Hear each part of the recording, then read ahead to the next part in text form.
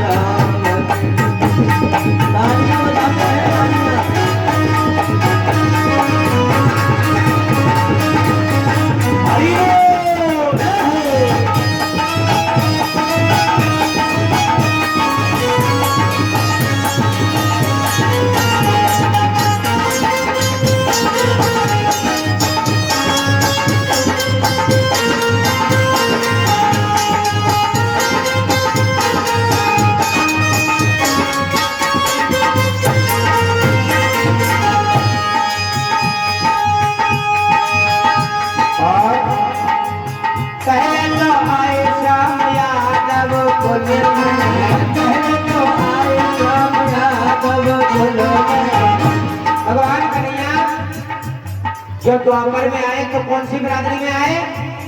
यादव कुल यदुवंशियों में हैं, लेकिन कलयुग में, इसीलिए तो कहते हैं विप्रधैर्यनुसंधितलीन मनुज अवतार। भगवान ब्राह्मणों के घर में ही अवतार लेंगे, ब्राह्मणों के लिए ही अवतार, इसलिए बताया है कलयुग में कहा है संत और ब्राह्मण यही भगवान का रूप है। अरे पहले तो आए श्याम यादव कुल में, वो पहले आए श्याम यादव कुल में, अब जय ब्राह्मण के घर में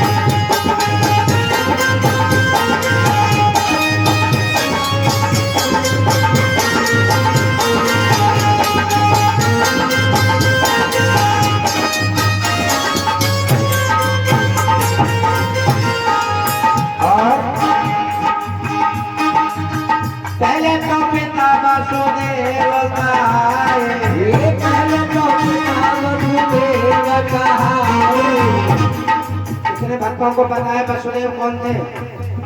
कौन थे वसुदेव? पता है किसी को? किसको पता है? हाथ खड़े करो। वसुदेव कौन थे? नहीं पता किसी को? नहीं पता। भगवान कन्हैया के पिताजी थे वसुदेव। कौन थे? देखिए महाराज एक मिनट, मैंने कहा था अगर ध्यान दोगे तो बहुत कुछ मिलेगा।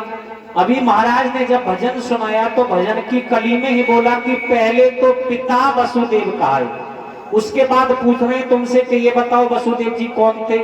अब तुम बताने को तैयार नहीं, जबकि पहले ही कह चुके हैं कि पहले तो पिता वसुदेव कहा है। देखिए ध्यान से सुनो। अब ये ध्यान से कब सुने? बस इतना कह रहे होंगे गुरु जी भजन बड़ा अच्छा सुना रहे हैं, और आगे तो करेंगे नाचने को भी कर रहा हूँ। अगर जिसका नृत्य करने का मन हो, देखिए भगवान के दरबार में कोई संकोच नहीं है। जिसका मन कर रहा हो अपने स्थान से हाजिरी लगा सकते हैं। जो भगवान के दरबार में हाजिरी लगा लेते हैं ना, तो दुनिया के चक्कर लगाने की आवश्यकता ना है। जो भगवान के दरबार में हाजिरी ना लगाते हैं तो भगवान पे नचाते हैं, कभी मेरठ, कभी मुरादाबाद, कभी दिल्ली, कभी गाजियाबाद, चक्कर लगावे क्या है। जिसका मन है वो नृत्य कर सकते हैं। अरे पहले तो पिता वसुदेव काए, पहले तो पिता वसुदेव काए, अब मैं विष्णु तत्व पिता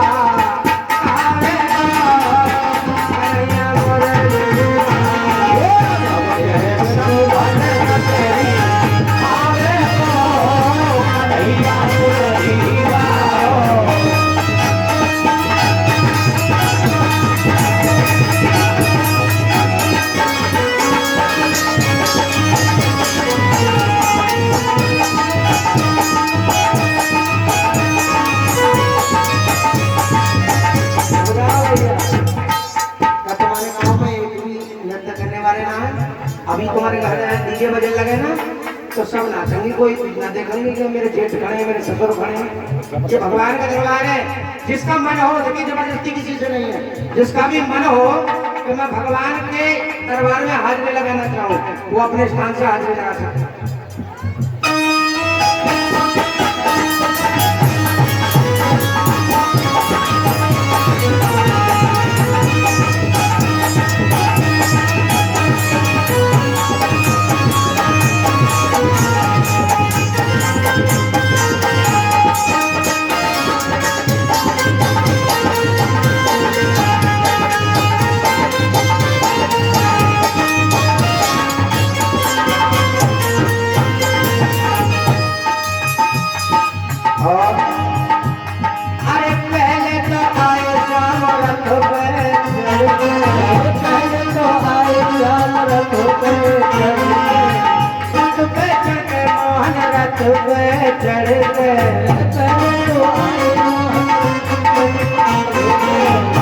और कलयुग में अवतार हो चुका है भगवान का। एक नजर से कौन सा? अरे अब के मिले घोड़ा